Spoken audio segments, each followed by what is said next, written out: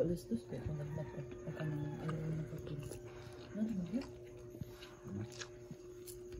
Ayan na guys, outfit ni SMP Amore kasi tapos sabi kumain at aalis kami ngayon sa aming passport. Aalis kami ngayon kasi appointment namin ngayon sa passport kaya maaga kaming gumising at dito ako natulog sa kanila kasi para mas madali lang pumunta doon sa aming kaibigan na isa na si Ismael. Siya kasi yung sasakyan namin na papunta ng ng Butuan at siya rin po yung kasama namin. Kasama namin yung asawa ni Simple Amore ngayon guys. Kita-kits tayo sa Butuan namaya guys. Bye!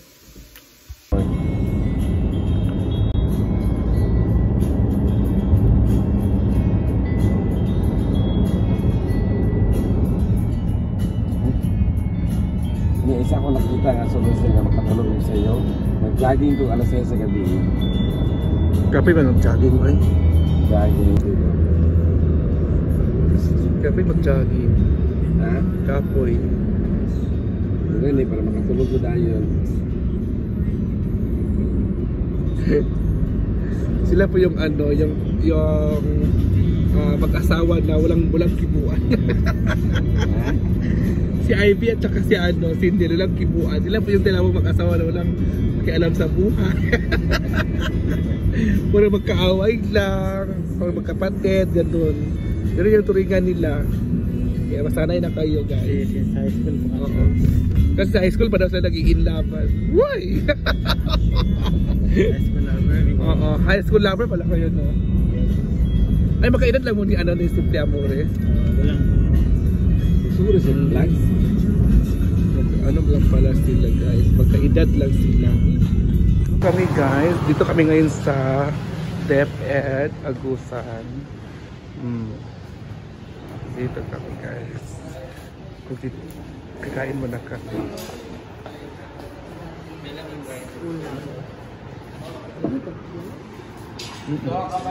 Sabaw. Yes, kain na po kami. Ha?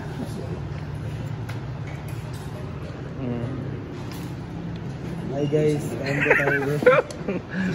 Kain kami. Kain na ba ka? Kain na ba ka?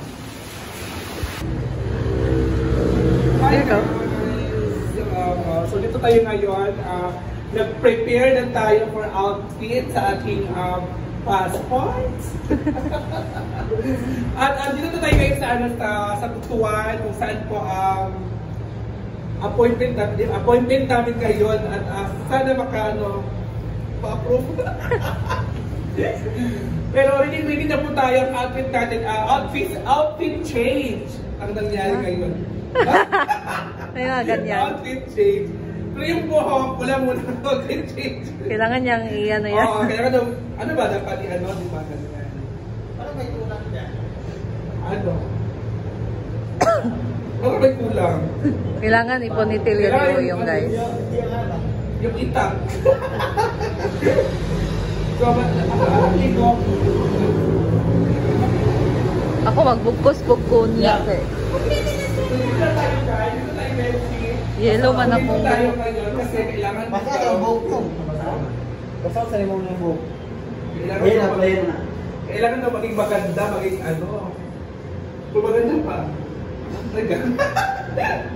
Ay, gano'n. Ang dalong maganda pa. Sa ako naman yellow. Kuya. Ano ka rin ko kasi mabiyaan niya. Di man dadahat na siya.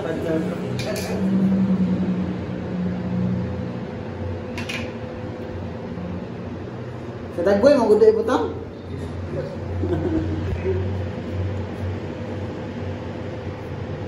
Labi yung ignang ganito dilit pinisir. Bot lang yung nagaroon sir, patay. Ha? Na, parang ka palagi yung lalaki na ito yung. Diba? Hindi nilagay yung passport. Wala nilagay. Asa mga buhok o passport?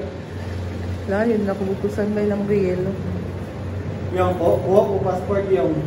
Buhok. Siyang buhok ka. Buhok ka pagkita. Nakatago na siya. Perfect na.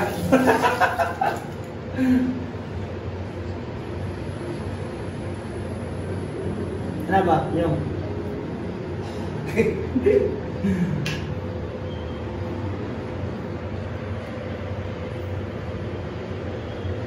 Ngayon guys, dito na kami. So, anong masasabi mo, Simply Amore, sa nalalapit na oras sa interview natin, sa appointment natin? Ano masasabi mo? Kinabahan ka ba? Excited ka ba?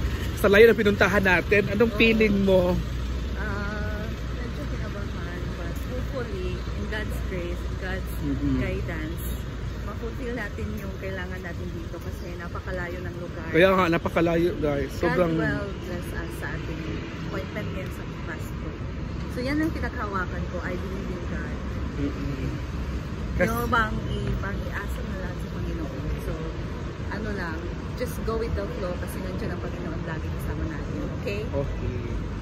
Parang... Now, how about you? Anong feeling mo ngayon? Same too. Same too na lang daw. Same too na lang. Same too. Kasi wala naman.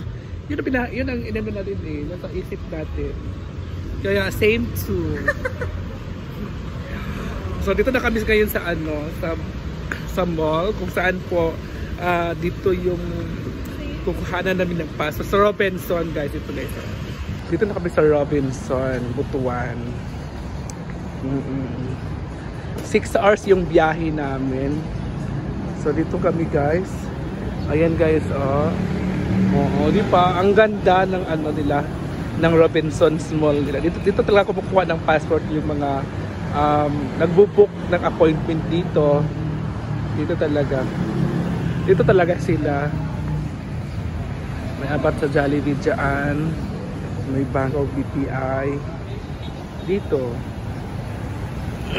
Kaya siya guys, hopefully makakuha na kami umaya. Ayan na guys. Ito naglinya na kami guys.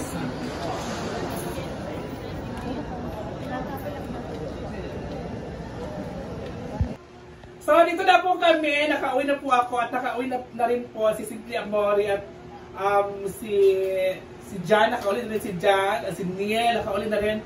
At good news guys, okay na po yung aking passport. Next week na po makuha po or ihatid po dito sa bahay ko by next week, September 7. And finally, hindi na po ako ma-stress about sa passport na yan kasi dati kasi marami nag-invite sa amin na pumunta ng ganito, pumunta ng ganyan.